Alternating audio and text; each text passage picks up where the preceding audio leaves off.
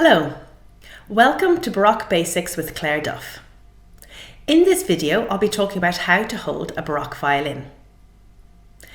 In part 1, I'll answer the question, how did violinists hold the violin in the Baroque era?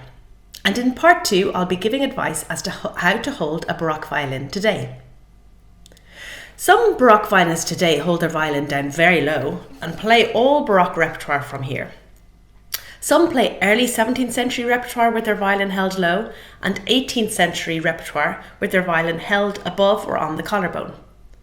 Most Baroque violinists these days hold the violin above or on the collarbone. Some play chin off and some play a mixture of chin off and chin on. Some play chin on all the time, and some with the chin resting on the right side of the violin and some with the chin resting on the left side of the violin. So why so much variation in holding a Baroque violin? This is because when we are playing music from the Baroque era, we are spanning around 150 years of music. That's music from 1600 all the way to 1750. The violin, the instrument itself, the violin technique and violin music went through considerable changes during this time. As a Baroque violinist today, we play music from different countries all over Europe, and some music that was composed for virtuoso soloists, and other music for aristocratic amateurs. Some music was composed for the church, some for the court, and some for the tavern.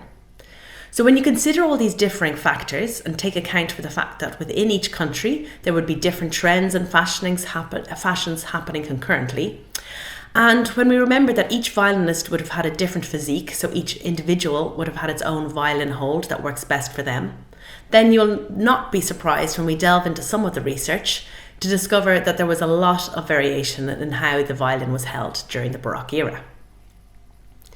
Baroque violinists nowadays can draw upon documents from the Baroque era to help get an idea of how the violin might have been played 400 years ago. We can use documents such as paintings, treatises, letters and books from the 17th and 18th centuries to help get a better picture. So let's have a look at some paintings now, bearing in mind that we cannot rely on a painting to accurately portray the violin hold of that time.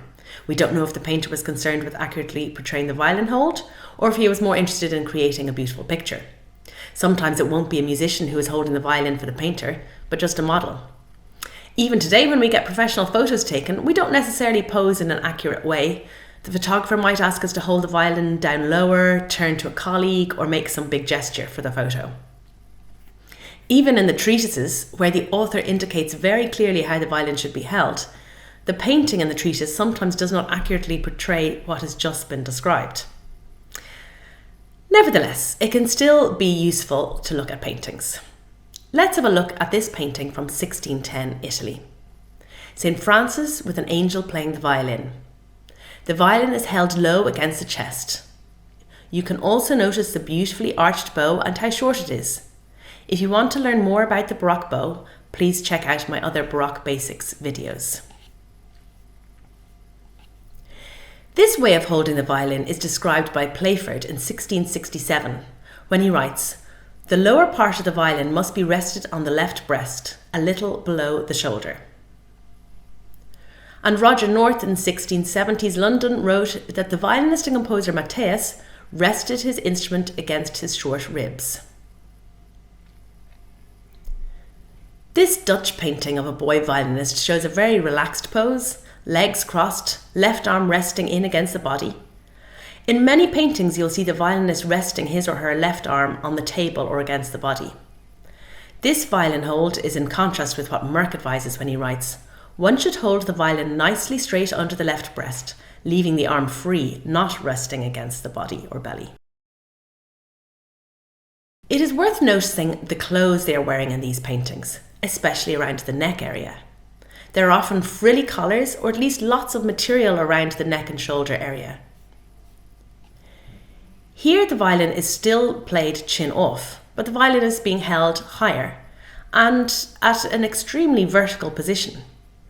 Perhaps the painter just wanted to show all the details of the instrument and asked the model to hold the violin like that. While this is quite an extreme hold, there are many other paintings with the instrument held like this. Falk in Germany also did recommend that the instrument should lean a little downward towards the right. This is a more normal angle of the violin, the violin being held higher, but still not high enough to use your chin. In this painting, which is also from 1630 in Holland, the violin is held at the normal height today. The violinist could be using his chin or cheek to secure the violin in place. Again, notice the amount of padding his collar provides. Prinner, in 1677, Salzburg, wrote, "If you want to master the violin, then you must hold it under the chin, so that the left arm is curved like a hoop, and also with a curved hand you should lay the neck at the top near the pegs between the thumb. And the violin must be held firmly with the chin, so that you have no reason to hold it with the left hand, because it would otherwise be impossible that you could run quickly from high to low, or to play in tune, unless one held the violin with the right hand so that it didn't fall, and thereby several notes would be missed out. Disregarding respected virtuosi that I have known who didn't observe this and just set the violin on the breast, being of the opinion that it'd be nice and charming, because they took it from a painting where the angel plays the violin to St. Francis, created by a painter, but they should have known that this same painter might have been very artistic with his paintbrush, but not with the violin." This quote is interesting for several reasons. Prinner is strongly recommending that you use your chin, but he is also acknowledging that some respected virtuosi do play chin off with the violin held lower. It is most likely that he is referring to the wonderful violinists and composers Bieber and Schmelzer. He raises the issue of whether we can trust the accuracy of painters. We've already discussed that. And the concerns he raises of being able to quickly shift from a high position to a low position while playing chin off is very valid. The violin can feel less secure without a chin securing it in place. There's not only the fear that the violin will fall as you descend from a high position to a low one, but also the increased challenge of maintaining accurate intonation while shifting positions. Prinner, interestingly, is also not only advocating that you rest the chin on the violin, but that the violin must be held firmly with the chin, so firmly that it won't fall if you remove the left hand. John Lenton, London 1693, says, "As I would have none get a habit of holding an instrument under the chin, so I would have them avoid placing it as low as a girdle, which is a mongrel sort of way used by some in imitation of the Italians, never considering the nature of the music they are to perform. But certainly for English compositions, which generally carry a gay, lively air with them, the best way of commanding the instrument will be to place it something higher than your breast."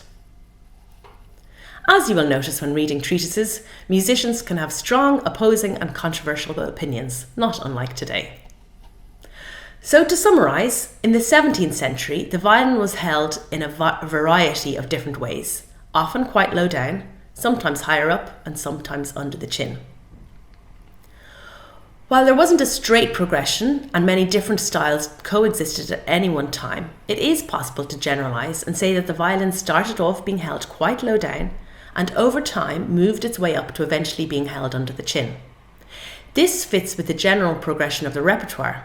In the early 17th century, it started off as being mainly in first position and rarely going above third and fourth position. As the music became more technically demanding, there came the need to secure the violin more with the chin and free up the left hand to fly up and down the fingerboard with accuracy and ease, going as far as eighth position. So let's have a look at some paintings and treatises from the 18th century. Often the treatises refer to the violin resting on the left breast. I wonder if they sometimes just mean the left side of the body, as opposed to actually as low as the left breast. Consider this quote from Crome. "Then let the back part rest on your left breast. The best way is to stay it with your chin, that it may remain steady." It is obviously not possible to steady the violin with your chin if you have the violin held that low. So what did he mean? Monteclair, Paris, 1711, says, "To hold the violin securely, the tailpiece is placed against the neck just under the left cheek." And Corrette, also in Paris, but in 1738, writes, "It is necessary to put the chin on the violin when you want to shift. This gives complete freedom to the left hand, especially when you need to return to first position." However, Francesco Gemignani, London 1751, writes, the violin must be rested just below the collarbone, turning the right side of the violin a little downwards. Wolfgang Amadeus Mozart's father, Leopold Mozart, wrote in his treatise of 1756, "The violin is placed against the neck so that it lies somewhat in front of the shoulder, and the side on which the E string lies comes under the chin, whereby the violin remains unmoved in its place, even during the strongest movements of the ascending and descending hand." L'Abbé Le Fils, Paris 1761 says, "The violin should be placed on the collarbone in such a way that the chin rests on the side of the fourth string." So Leopold Mozart is suggesting you rest your chin here, the E string side of the violin. L'Abbé Le Fils is suggesting you rest your chin here, the G string side of the violin. So L'Abbé Le Fils treatise is the first treatise to mention putting your chin on this left side, which has now become the norm of violin playing. You will notice on a lot of old violins that the varnish has rubbed off not just at the side where people place their chins and chin rests now, but also on this side, because a lot of violinists used to put their chin on this right side as well. So at a glance, we can see that apart from Prinner and Gemignani, there's quite a clear progression of the violin starting lower, chin off, to higher and then chin on. Here you have chin off and chin on violin holes in the same painting. It serves as a good reminder that no doubt different violin holes would have been used at the same place and at the same time. So as mentioned at the beginning of this video, there would have been a huge range of holes during the Baroque period. When you start delving into these 17th and 18th century sources, you will find contradictory evidence and sometimes confusing advice. So in part 2 of this video, I'll give my own advice on how best to approach holding the Baroque violin.